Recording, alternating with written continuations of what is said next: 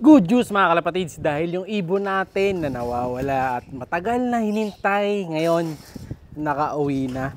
Ito mga kalapatids, naiyak na ako mga kalapatids eh. Kala ko di siya makakauwi, pero makakauwi din pala. Siya si Idol Madla, nakakahanga, may mga hawak, gandang linyada. Ika'y inspirasyon kung bakit hanggang ngayon ako'y palaging kumakarera. Sara muna natin to. Medyo malakas ang hangin. Sa inyo din ba malakas ang hangin mga kalapatids? Comment kayo kung malakas ang hangin sa inyo ngayon. Sara muna natin to. Lalabas sa mga bird. Sino yun? Sumisibat ah. Oh, sumisibat na naman mga kalapatids. Ang dati nating nilalaban dito na si Hinata. No? So yun nga, tigil karera na si Hinata mga kalapatids. Kaya naka-sticker pa siya dahil bigo siya noong nakaraan. Ang ating 2 times fundraise champion ay bigo. Kaya ayan siya ngayon mga kalapatids. Siya muna sa karera ay hihinto. At ayun na nga, ayun nakauwi nating ibon mga kalapatids. Ayan siya oh. Pinakauwi nating birdie mga kalapatids. Si Saddle nakauwi pa. So una nakauwi, the next day is itong black natin. Itong itim. Ito mga kalapatids, ayan. So sanay na sila. So ito yung itim natin. Nakauwi din siya mga kalapatids. Nung kinabukasan na umaga na yon, buti na lang kamo nakauwi pa kasi kala ako di na rin siya uuwi eh. So ang kalawang natin ngayon na si Puyo, eto dito ako ngayon natatakot kasi baka mamaya eto pa pala yung hindi makauwi dahil ito hindi pa siya lumilipad, no? Hindi siya lumipad noong nakaraan. Buti na lang ang kapatid niya na to sanay na. So may dalawa na tayong kalawang dito na possible batcher yung isa, tapos yung isa sanay na mga kalapatids. So ito pa itim oh. Maganda, mga off color team tayo ngayon dito mga kalapatids. No? Then ito naman yung isa pa na nakauwi natin. Ayan. Muti ko nang i-post to mga kalapatids eh. Po-post ko na sana yung sing-sing niyan sa carrying number. Kung sakali may nakadagit, willing naman natin tubusin. Pero yun nga, hindi niya tayo binigo. Sabi niya, boss, wag mo na akong tubusin. Uuwi ako dyan. No? Tumukod lang ako dahil malakas ang hangin. So wrong move din kasi ko dahil nung pinawalan natin yung mga kalapati na to medyo malakas ang hangin. So buti na lang ngayon nakauwi na sila. So kumpleto yung training natin, 4 out of 4, effective pa rin talaga yung tape. Mali lang yung timing no release kasi malakas ang hangin. So medyo ito na yung December na. Ito na yung panahon na mahirap mag-train talaga mga kalapatids dahil sa sobrang lakas ng hangin, no? So ayos, kompleto na. Kunin natin siya. Ito yung ibon natin mga kalapatids na nakauwi, si Semi Saddle. Ito. So buti na lang nakauwi ka pa, boy. Kala ko girl ka eh.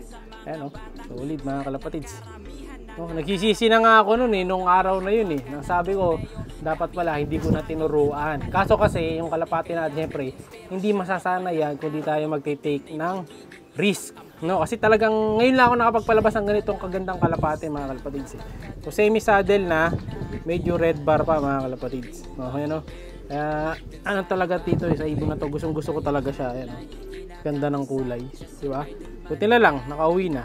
Pero ngayon, Bartolina muna siya ng ilang araw, hindi natin siya pwedeng pawalan ng ilang araw kasi pag pinawalan ko siya kagad, maaaring magdapo or baka bumalik lang siya kung saan siya dumapo nung nakaraan.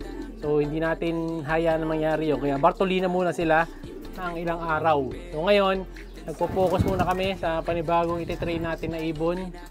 Yung mga off color din. Ay! Damit ko. No, yung mga naka-red na clip ring, ito. Tuturuan din natin yan. Mga speed bird din yan mga kalapatids. Yan na yung last batch. No, tapos ito sanay na to eh. Grisel. Kasi mga favorite ko dito to mga kalapatids. No? So, lalaban natin yan. Tapos ito, malapit na yung laban mga kalapatids. Kaso meron nga gustong bumili nitong ibon natin na to. Ayan. So, idol, ito yung anak ni Kobe. Hen. Ayan mga kalapatids. Babae.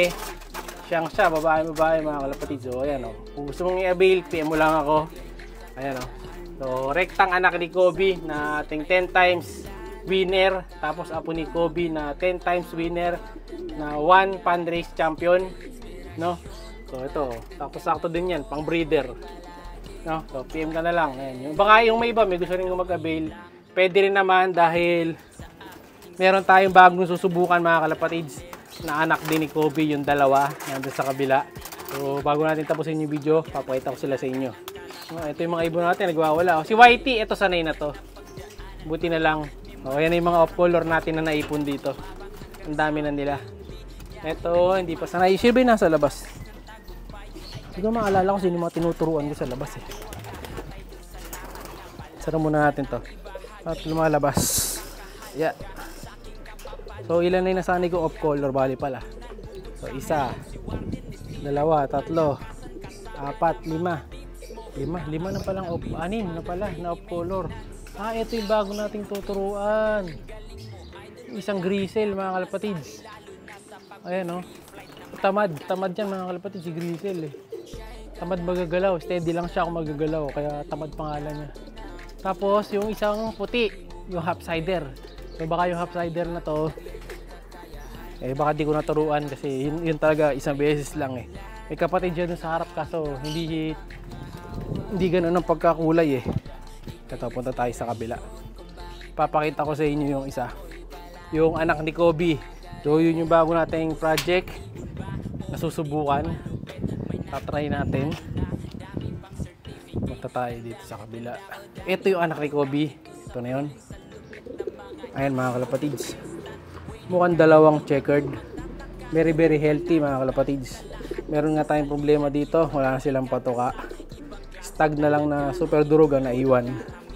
So ayan yung mga anak niya mga kalapatids. Si Kobe ayan. So may bubuga pa. May similya pa. So dahil may bubuga ka pa, may similya ka pa, papalisan natin ito ng off color naman. So isang clutch lang tayo ngayon dito. Or kung depende kung mitlog pa ng isa, papalisan natin na yun mga kalapatids. Kiling-kiling pa yan mga kalapatids. Oh, pero magaling na yan, nakakapag-breed, di ba? So yung iba nga ganyan. May nakita rin ako mga champion birds din na may killing din yung ulo, pero nagbi-breed talaga. So normal lang yan. Diba sabi ko sa inyo, parang na-stroke lang siya, no? So Kobe is back. So tatry ko siyang papares dito sa susunod sa puti na to. Ayan. Ito siya papares na next para mapaglabas tayo ng off color. Yan na yung niline up para sa kanya eh. Sana maging maganda ang resulta. And then dun sa Pansy mga kalapatids, ganito na lang. Dahil yung huli kong pinost na naman, hindi na naman siya nag-chat sa page. So kung sino na lang ang unang magme-message sa akin ngayon, no? So syempre kung malapit mga kalapatids, kasi baka din nyo kayanin yung shipping fee. So yung willing kunin si Pansy, mag-comment lang. Hindi na mag-comment, mag-chat na lang kayo sa page. Ayan, kung sino yung unang mag-chat, sino yung unang kumabasa, sa kanya ako nabibigay mga kalapatids. Ganun na lang para mabilis. Kasi wala talagang umaangkin sa kanya. Yung huling umangkin na sinabi sa kanya daw, wala, hindi na nag-reply. So sabihin, hindi talaga sa kanya yun. So ganoon na lang mga kalapatids, chat nyo ako para mabigay ko sa inyo yung kalapate. So yun na muna mga kalapatids para sa araw na to. Like, share, subscribe. Ingat! Siya'y kalapatistang napakagaling na kinakilala.